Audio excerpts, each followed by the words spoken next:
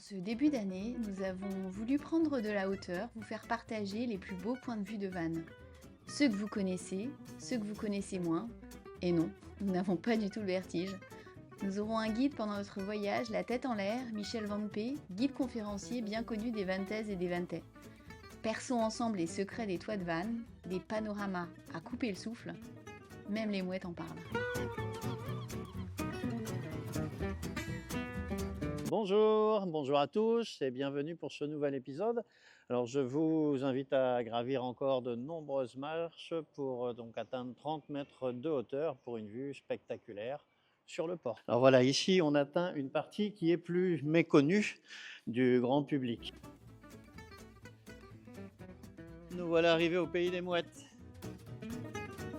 Voilà donc, eh bien, on a une magnifique vue encore une fois sur les toits de la ville. Ces toits ardoisés.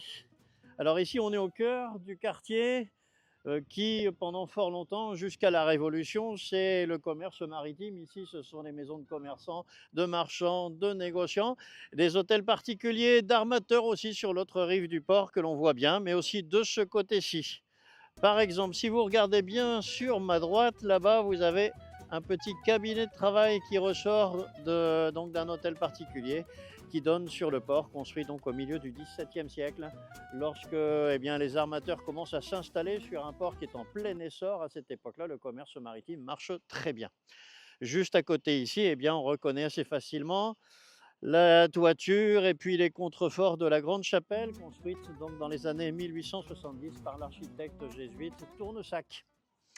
Et puis un petit peu plus loin, alors les amateurs de sport ont reconnu assez facilement le stade de la Rabine avec ses grands projecteurs qui vient s'imposer ici dans le paysage. Là-bas dans le fond, on voit assez bien au-delà des projecteurs du stade le clocher de Notre-Dame de Lourdes.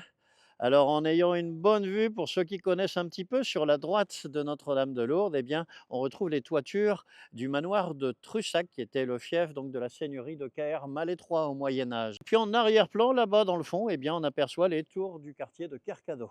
Donc ici, alors peut-être que ça va vous éclairer votre lanterne, vous reconnaîtrez facilement donc des espaces qui appartiennent à un grand collège emblématique de la ville de Vannes, qui a fait sa réputation, qui est ici donc depuis le milieu du 19e siècle, sur le port. Je vous laisse deviner. Juste devant nous, la façade aux 100 fenêtres du collège Saint-François-Xavier. Alors à l'origine, il y en avait une bonne centaine. Aujourd'hui, je ne les ai pas comptés, mais normalement, l'architecte Cobert de Cléry, lorsqu'il a reconstruit le bâtiment dans les années 50, il a dit qu'il y en aurait plus. Alors ce qui s'est passé, c'est que justement, ici aussi, on a vécu un drame. C'est en 1949, le 29 mai, où un incendie s'est déclaré dans les combles justement du bâtiment principal. Et donc, apparemment, c'est un feu qui couvait déjà depuis quelques heures et il a démarré d'un seul coup en détruisant une bonne partie des bâtiments. C'est un drame, mais on en a évité un beaucoup plus dramatique, donc, puisque ce jour-là, c'était dimanche et il n'y avait pas d'élèves. Alors que normalement, il y avait 600 élèves dans le collège. Et donc, c'est à ce moment-là qu'on s'est rendu compte que oui, il y a un véritable danger latent. Donc, les planchers sont en bois, sont des bâtiments du 19e. Ils ont été construits par les jésuites en 1850. Ces bâtiments vont être détruits en grande partie. Il va falloir reconstruire rapidement donc pour la rentrée suivante. Et donc, c'est l'architecte Cobert de Cléry qui, dans les années 1950, va se lancer, au début des années 1950, se lancer dans la reconstruction du collège. Donc en utilisant le béton armé, bien sûr, mais surtout, l'un des éléments clés va être cette tour qui, en fait, contrairement à la tour de Saint-Yves, qui était une tour d'observation astrologique, ici, ça n'a jamais été le cas. Sa fonction première, c'est la sécurité. C'est une tour d'escalier, un grand escalier en béton armé qui permet d'évacuer rapidement les centaines d'élèves du lycée. Et donc, nous sommes en haut de la tour de Saint-François-Xavier. Je pense que beaucoup l'ont reconnu. D'ailleurs, une tour qui ressemble beaucoup à une tour que l'on voit d'ici. Là-bas, au fond, si vous regardez bien, on aperçoit la tour du clocher de Saint-Pilice, qui était construit par le même architecte, Cobert de Cléry, 3 ans plus tard. Voilà, donc ce collège aujourd'hui est beaucoup plus grand qu'à l'origine, puisqu'il a aussi été agrandi donc, au moment de la reconstruction.